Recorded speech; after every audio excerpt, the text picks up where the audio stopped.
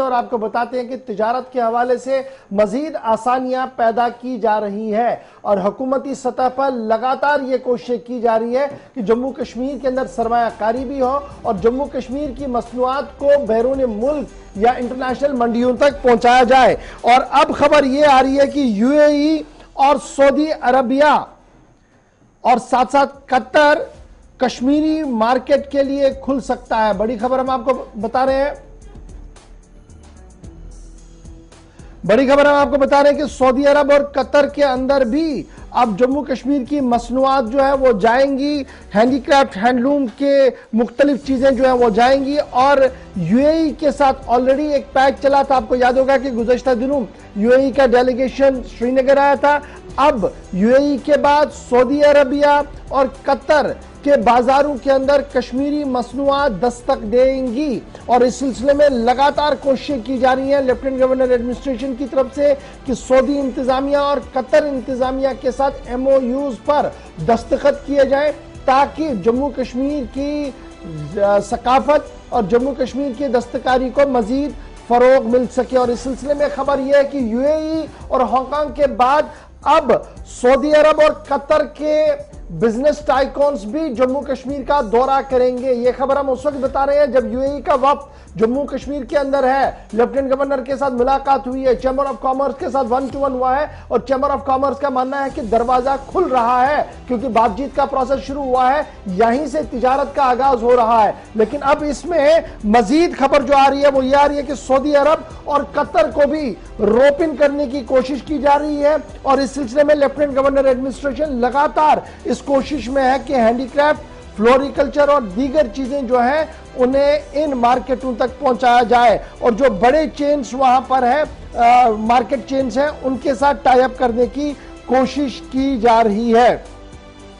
अब आपको याद होगा कि जब मैं सऊदी अरबिया की बात करता हूं तो कश्मीर के स्कार्फ यानी वो वाले स्कार्फ जिन्हें आप पश्मीना स्कार्फ कह रहे हैं और दीगर चीजें जो हैं जो शाहतूस की बनी होती हैं, वो हमने गुज़श्ता दिनों सऊदी के जो वली अहद है प्रिंस सलमान, मोहम्मद बिन सलमान जो है, उन्होंने जब गुज़श्ता दिनों पब्लिक इन्वेस्टमेंट फंड रेज किया था, जो स्कार्फ उनके ऊपर लगाया था उन्होंने, वो कश्मीर का हैंडमेड था और खुद उन्होंने ट्वीट करके इस बात की वजाहत भी की। तो उसके बाद ही इसकी सीरियसनेस को देखा गया और ये देखा गया कि बहुत बड़ा मार्केट ये है और उसको टैप करने की कोशिश की जा रही है सरकारी सतह पर। और जब ये खबर हम आपको बता रहे हैं तो chamber of commerce and industries ने भी सरकार के इस पहल की और इस कदम की जो है वो सराहा है और कहा है कि सरकार सीरियसली जिस तरीके से काम कर रही है, उम्मीद है कि आने वाले दिनों में इसके बेहतर और मस्बत नताइज सामने देखने को मिल सकते हैं। आपको याद होगा कि श्रीनगर जिद्दा फ्लाइट को चलाने के हवाले से भी कोशिशें तेज की जा रही है, जैसे कार्गो सर्विस शुरू की गई है, अब श्रीनगर जिद्दा सर्विस शुरू हो उस पर भी गुफ्तगू हो रही है और माना जा रहा है कि इससे बड़ी चीजें जो है वो आसान होंगी और कश्मीर का न सिर्फ मेवा वहां तक जाएगा, हैंडीक्राफ्ट की चीजें जाएंगी, हैंडलूम की चीजें जाएंगी, बल्कि सन्नतकारों को काफी बड़ा फायदा मिलेगा। और एक्सपोर्ट जो लगातार पिछले कई सालों से जम्मू कश्मीर का डिक्लाइन में जा रहा था, काफी सेटबैक लग रहा था उन्हें, उससे कहीं ना कहीं फायदा मिल सकता है। जब मैं सेटबैक की आपको बात बता रहा हूं तो last year Kashmir chamber of commerce and industries ने जो एदाद शुमार सामने रखे उसका मतलब उसके मुताबिक हैंडीक्राफ्ट प्रोडक्ट जिनकी कीमत 600 करोड़ थी वो जनाब बिकी नहीं, अनसोल्ड रही वादी के अंदर, यानी उसका बाहर जाना ही नहीं हुआ। कोविड और दीगर रिस्ट्रिक्शंस भी उसकी एक वजह बताई जा रही है। साइडलाइन अच्छा जो ये डाउन साइड स्टार्ट हुआ ये पिछले साल नहीं हुआ, साल 2020 में, बल्कि साल 2016 में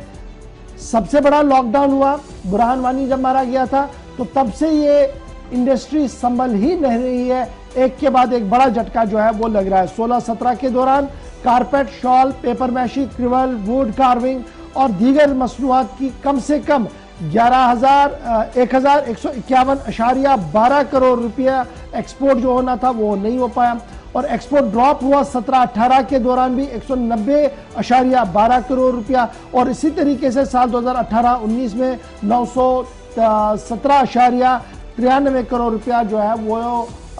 डाउन हुआ जी एक्सपोर्ट। तो ये एक्सपोर्ट कैसे बढ़ेगा? जब रस्म रसायल के रास्ते खुलेंगे, जब इंडस्ट्रीज और कॉमर्स की जो लोग हैं वो आपस में बातचीत करेंगे, और उसी बातचीत का ये नतीजा जो तस्वीर आप टीवी पर देख रहे हैं। और अब खबर ये है कि दुबई के बाद, यूएई के बाद कतर और सऊदी अरबिया को भी पाइपलाइन करने की कोशिशें की जा रही है। और जो हमारे जराया है इंडस्ट्रीज एंड कॉमर्स में, उनका मानना है कि 70 से 80% काम मुकम्मल हुआ है। बहुत जल्द बिजनेस टाइकॉन्स दोनों मुल्कों के जो है वो जम्मू कश्मीर का दौरा करेंगे, जिसके बाद बाकायदा तौर पर कुछ करार पर दस्तखत भी किए जाएंगे।